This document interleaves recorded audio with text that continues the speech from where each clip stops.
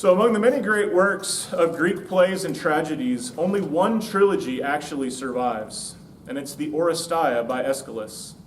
Aeschylus lived from 525 to 456 BC, was born of a noble family, and is thought to have fought in the Persian Wars, perhaps even at the famous battle at Marathon. The Oresteia, comprised of three works, the Agamemnon, the Libation Bearers, and the Humanities, tells the story of the tragedy of the royal family of Argos, most principally the death of Agamemnon and the vengeance which follows within the family. So first, Agamemnon. In Agamemnon, the play begins as the watchmen in the chorus wait for news from the Trojan War, a famous war in Greek literature told most prominently in Homer's The Iliad, written approximately 3 centuries before Aeschylus. The war began when Paris of Troy takes Helen, the wife of Menelaus, back with him to Troy. Menelaus then gathers the forces of the Greek city-states, including his brother Agamemnon, to go attack Troy and retrieve Helen. In the early lines of the Oresteia, news comes that the war is over and Agamemnon is returning a victorious hero. Waiting for him is his wife Clytemnestra, who welcomes him home with crimson tapestries spread along the floor to lead him to the palace doors. Let the red stream flow and bear him home, to the home he never hoped to see. Justice, lead him in. But these crimson tapestries betray an ominous note as Clytemnestra continues. Leave all the rest to me. The spirit within me never yields to sleep. We will set things right with the gods' help. We will do whatever fate requires. Agamemnon initially hesitates at this welcome. Never cross my path with robes and draw the lightning. Never. Only the gods deserve the pomps of honor and the stiff brocades of fame to walk on them. I am human, and it makes my pulses stir with dread. He does, however, follow Clytemnestra to the palace. Agamemnon has also brought home a concubine, the seer Cassandra, and she sees through Clytemnestra's plans. Clytemnestra, rather than welcoming her husband home with honor, intends to murder him and Cassandra. One of her reasons sits at the background of the narrative, one that Aeschylus' audience would have known well. In order to secure fair winds for his trip to Troy, Agamemnon had previously sacrificed his and Clytemnestra's daughter, Iphigenia. After killing both Cassandra and Agamemnon, the chorus accuses Clytemnestra of having been driven insane. But she defends herself by referencing Iphigenia. And now, you sentence me? You banish me from the city, curses breathing down my neck? But he, name one charge you brought against him then. He thought no more of it, that is sacrificing Iphigenia, than killing a beast. And his flocks were rich, teeming in their fleece. But he sacrificed his own child, our daughter. The agony I labored into love to charm away the savage winds of Thrace. Clytemnestra's motives, however, are not quite as clear-cut as we might first think. Yes, Agamemnon had sacrificed their child. Yes, he had returned with a concubine. But Clytemnestra had a lover as well, Aeschylus, and he had his own reasons for the death of Agamemnon, although Clytemnestra in this story is portrayed as the mastermind and aggressor in a way unlike most of the others. Her words end the play and provide further suggestion that her motives may lie more with her lust for power than her vengeance on Agamemnon for the death of their daughter. Let them howl. They're impotent. You and I have power now. We will set the house in order once and for all. With Agamemnon ended, the stage is set for the Libation Bearers. So the second play, the Libation Bearers. Clytemnestra's words of confidence are premature, however, as one remains who might take vengeance on the death of Agamemnon, their son Orestes. Several years have passed when Orestes, spurred on by the god Apollo, returns to Argos to exact vengeance on his mother and Aeschylus for the murder of his father Agamemnon. Orestes finds his sister Electra at the grave of their father, bringing him libations at the request of her mother to stop her mother's bad dreams. The chorus joins them and encourages them to exact revenge. Powers of destiny, mighty queens of fate, by the will of Zeus, your will be done. Press on to the end now. Justice turns the wheel. Word for word, curse for curse. Be born now. Justice thunders. Hungry for retribution. Stroke for bloody stroke be paid. The one who acts must suffer. 3 generations strong, the word resounds. With the urging of the chorus, and upon learning of Clytemnestra's dreams of a snake that had nursed from her and then turned to kill her, Orestes says, I turn serpent, I kill her. So the vision says. Despite these reasons, Orestes still dreads to kill his mother. But Pylades, the companion with which Orestes had traveled back to Argos, reminds him of the word of Apollo and the oracle at Delphi. What of the future? What of the prophet god Apollo, the Delphic voice, the faith and oaths we swear? Make all mankind your enemy, not the gods. With this advice, Orestes is finally committed to his task, and he follows through on his plan and slays both his mother, Clytemnestra, and her lover, Aegisthus. Yet despite the prompting of Apollo, the interpretation of his mother's dreams, and the encouragement of the chorus, as soon as the deed is done, the chorus says, oh, the dreadful work. Death calls, and she is gone. But oh, for you, the survivor, suffering is just about to bloom. The Libation Bearers ends, as did Agamemnon, with a royal death and the threat of vengeance yet to come. The third play, the Humanities. Whereas the Libation Bearers begins with Orestes returning to exact and enact vengeance, the Humanities has an even more terrifying scene as the Furies, dark spirits of the underworld, are spurred on by Clytemnestra's ghost and pursue Orestes as he flees to Delphi to consult Apollo.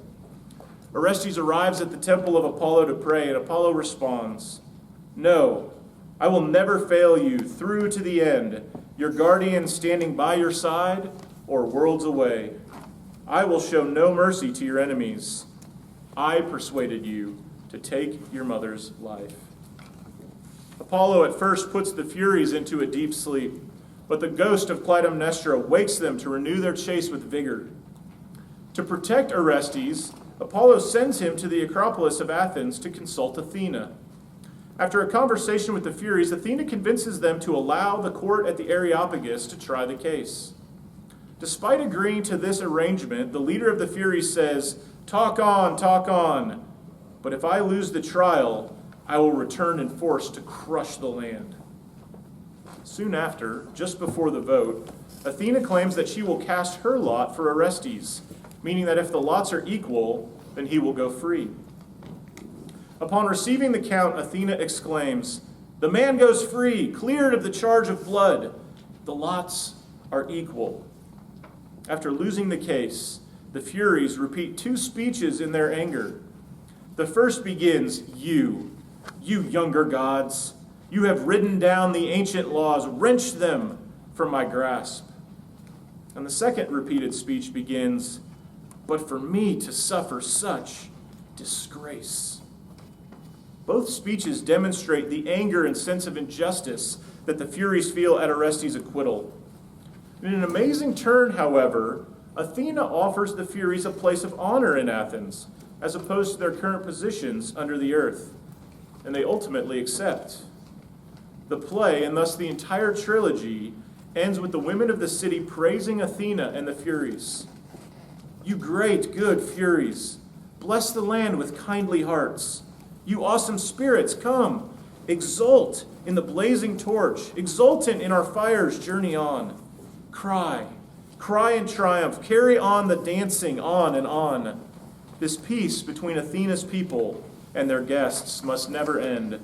All seeing Zeus and fate embrace, down they come to urge our union on. Cry in triumph, carry on the dancing on and on.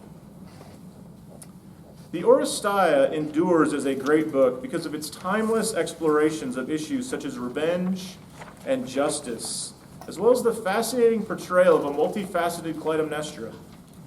In our short time today, we will briefly explore these themes in the Oresteia and how, as Christians, we might respond in light of the message of this book and, more importantly, the teaching of Scripture. So first of all, revenge. The narrative of Agamemnon and the Libation Bearers reads almost like a modern-day mafia family blood feud. One death leads to a cycle of violence that presumably only ends when all on one side of the skirmish have been eliminated. Setting aside for the moment Clytemnestra's other motives for killing Agamemnon, she claims that his death is deserved because he sacrificed Iphigenia. Orestes, however, believes he must avenge the death of his father by killing his mother. With no one left, we might expect the feud to end. But in good Greek fashion, Clytemnestra's ghost comes back from the underworld to stir up the Furies to enact her revenge. This vengeful approach to conflict was actually quite common in the ancient world. In fact, nearly 1,000 years before the setting of this story, Hammurabi, king of Babylon, wrote in his code, "An eye for an eye, a tooth for a tooth." Even the Old Testament world is filled with similar commands for equal judgment. Yet when we reach the New Testament, Jesus has a very different word for his followers. In Matthew 5:38 through 39, Jesus says, "You have heard that it was said, an eye for an eye and a tooth for a tooth. But I say to you, do not resist the one who is evil." The reason why vengeance is unnecessary is because it belongs properly to the Lord. In Romans 12:17 through 21, the Apostle Paul writes, "Repay no one evil for evil, but give thought to do what is honorable in the sight of all. If possible, so far as it depends on you, live peaceably with all. Beloved, never avenge yourselves, but leave it to the wrath of God. For it is written, 'Vengeance is mine, I will repay,' says the Lord. To the contrary, if your enemy is hungry, feed him. If he is thirsty, give him something to drink. For by so doing you will heap burning coals on his head. Do not be overcome by evil, but overcome evil with good." Paul quotes here from Deuteronomy 32:35, and verse 36 in that original context helps give a more complete picture of what he's establishing here. Moses writes, "Vengeance is mine, and recompense, for the time when their foot shall slip. For the day of their calamity is at hand, and their doom comes swiftly. For the Lord will vindicate his people and have compassion on his servants, when he sees that their power is gone, and there is none remaining bond or free." God has a day planned when he will avenge his people and vindicate them in his compassion. That the law provided for an eye type judgment was not an open invitation to take vengeance into one's own hands. Rather, it was a legal word that aimed at equity in judgment, not self-appointed revenge. Justice involved following God's prescribed commands, not open vengeance and bloodlust. With Jesus' words in the New Testament, we see that the primary concern is loving our enemy. Second to loving our enemy is trusting in God's just judgment and vengeance in the future. Second, justice. Our human tendency, as exemplified in the Oresteia, is to take matters of justice into our own hands and repay violence with violence. In a world devoid of Christ, such pseudo-justice may seem initially appropriate.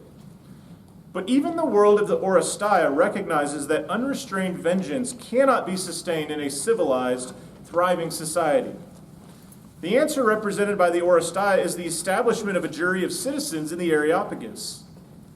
Joseph MacMahon articulates this notion well in positing that, quote, "What Athena is seeking is the establishment of a legal order which will be capable of dealing with the murky moral situations which the current order treats with such single-minded brutality," end quote. This jury is divinely appointed by Athena, yet even she is willing to submit to its decision. She does cast a vote for Orestes' acquittal, but it is only as a tie-breaking vote. Aeschylus seems to be advocating for the principles of democracy to extend to the execution of justice, as opposed to the whims of the gods or the vengeance of man. The Oresteia masterfully sets before its readers deep questions of justice and provides an alternative to the destructive nature of revenge. As readers, then, we are urged to see democracy and justice by a jury of peers as the best means of establishing a flourishing society. As Christians, we can accept democracy as a valuable form of government, but we also recognize that true justice can only be fully secured by God in the life to come. Nevertheless, we are commissioned by God, as Athena commissioned the jurors in Athens, to work for a just society as well as we can in the present. As Judith Fletcher asserts in her essay, Polyphony and Silence, the jurors of the Oresteia, one of the key features of justice in the humanities is that, quote, divine justice combines with human deliberation. It does not override it, end quote. Though God, or in the case of the play, Athena, has the power to override human actions, he works through human action to bring about many of his purposes in the present. These ideas fit the revelation of Scripture well. God reveals himself as a God merciful and gracious, but also as one who will not leave the guilty unpunished, as we see in Exodus 34, 6 and 7. But God also executes justice through human agency. One of the more notable passages that demonstrates this biblical theme is Psalm 72, which says, "Give the king your justice, O God, and your righteousness to the royal son. May he judge your people with righteousness and your poor with justice." The psalmist prays that God will grant his own justice to the king so that the king can in turn rule in righteousness and justice. The straightforward message is that human justice, though executed through human deliberation, is rooted first in God's own justice. If we will be just, we must model the justice of God. Third, charity. The final lesson is one that does not immediately rise to the surface, but a careful reading yields, I think, the virtue of charity. One of the more fascinating literary aspects of the Oresteia is the radically different story it tells from the Odyssey regarding the death of Agamemnon. In Homer's Odyssey, several different passages relate the death of Agamemnon, but Aeschylus is the one identified as the mastermind behind the plot to kill Agamemnon. For example, in Book 1, Aeschylus is identified as the one who murdered the warlord coming home from Troy. In Book 3, Aeschylus is said to have hatched the king's horrendous death and is identified as cunning and murderous. Only a few lines later, Athena speaks to Telemachus and says Agamemnon was killed by Aeschylus' cunning, by his own wife. Aeschylus is then presented as lying in wait for Agamemnon's departure so that he could lure and entice Clytemnestra, who in Homer's account remains for a time faithful to her husband before finally succumbing to Aeschylus' advances. Moreover, Aeschylus hatched this vicious work at home before Orestes returns to kill that cunning, murderous Aeschylus. When Odysseus goes to the underworld and meets Agamemnon, even Agamemnon attributes his death to Aeschylus, saying, "Aeschylus hatched my doom and my destruction. He killed me, he with my own accursed wife." Although Clytemnestra is twice mentioned as an accomplice, Aeschylus remains the mastermind, initiator, and executor of the plot. In the Oresteia, however, Clytemnestra is the mastermind and the active executor of the plot. In another surviving Greek poem, Pindar's Pythian, Clytemnestra is likewise set forth as a bloodthirsty mastermind. Although there is some debate on the date of Pindar's Pythian, most scholars think it precedes the Oresteia. However, even if Aeschylus is not the one to change the story, if Pindar perhaps did it first, he does choose to follow Pindar and elaborate on the narrative in a way that sets Clytemnestra as the clear villain of the story. This decision is significant, but it's not altogether clear the nature of this significance. For example, Rachel Wolfe argues that Aeschylus' intention by casting Clytemnestra as the villain is to highlight the, quote, threat of rule by women, end quote. Wolfe argues that Clytemnestra is a bad wife in the Odyssey, a threat to her family in Pindar's Pythian, but a threat to all of society in the Oresteia. Wolfe asserts that Aeschylus is trying to preserve the, quote, system of male-headed households, end quote, in the relatively new Athenian democracy. Thus, he casts the villainous Clytemnestra as representative of the dangers of female rule. This argument, however, does not take adequate account of the female, albeit supernatural influence, on the institution of the Athenian democracy in the Oresteia. If Aeschylus desired to show the dangers of female rule, then it seems unlikely that the female goddess Athena and the female Furies would play the prominent role in the institution of the democracy. A more likely conclusion is that Clytemnestra is portrayed as the villain so that the central issue, wait for it, is the contrast between the justice of a jury and the vengeance of the family blood feud. If the primary murderer of Agamemnon were Aegisthus, then Agamemnon's death would seem to be more closely linked with Aegisthus's revenge for his father Thyestes, rather than Clytemnestra's revenge for Iphigenia. Admittedly, Clytemnestra's motives are more complex, so tyrannical rule and a lust for power cannot be ignored. Nevertheless, such issues still point to justice of the jury as a central theme over the debate about male and female roles. Certainly, many different points could be drawn from Aeschylus's unique treatment of Clytemnestra, but I want us to focus on one of the more general yet helpful aspects, namely that people are far more complex than they initially appear. The multifaceted portrayal of Clytemnestra's character in Greek literature demonstrates the complex web of emotions, motives, and decisions that mark all of us, not simply Clytemnestra. Our world today is marked by reaction. The rapid advances in television and the internet and now social media platforms makes an overwhelming amount of information available in an incredibly short time. It also means that everyone has a voice, and unfortunately, everyone seems to think that voice is worth hearing.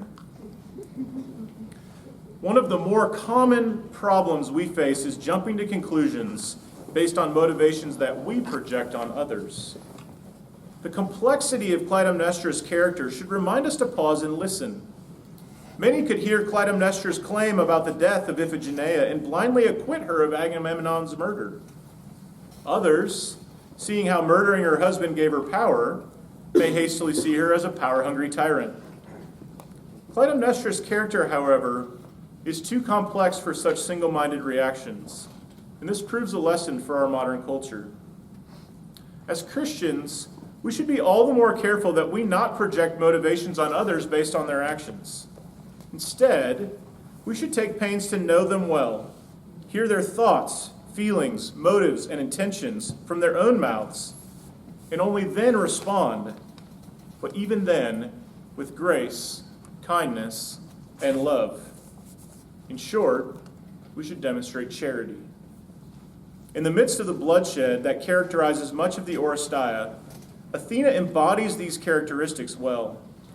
She does not stand in immediate judgment of either Orestes or the Furies. She calmly speaks to the Furies, offering them a different and better life. Such behavior has a profound impact on the Furies, who say, quote, "Your magic is working. I can feel the hate, the fury slip away," end quote. And with this, we are back to the themes of revenge and justice. One day, God's justice will come in full. So our job in the present is, much like Athena's, charity. Care for the oppressed. Show love to our enemies, and seek justice and human flourishing in our societies. The lessons of the Oresteia are many, and our exploration has only scratched the surface. But the beauty of this enduring work is that we can enjoy its beauty, wrestle with its truth, and live out much of its goodness. Despite its description of evil acts, the Oresteia decisively speaks against such acts and promotes justice and charity instead of vengeance. These lessons are lessons we need as much today as 2,500 years ago. So I heartily recommend to you that you pick this work up for yourself. you immerse yourself in a world quite unlike our own in many ways, but a world that struggles with many of the same things that we struggle with today. Thank you.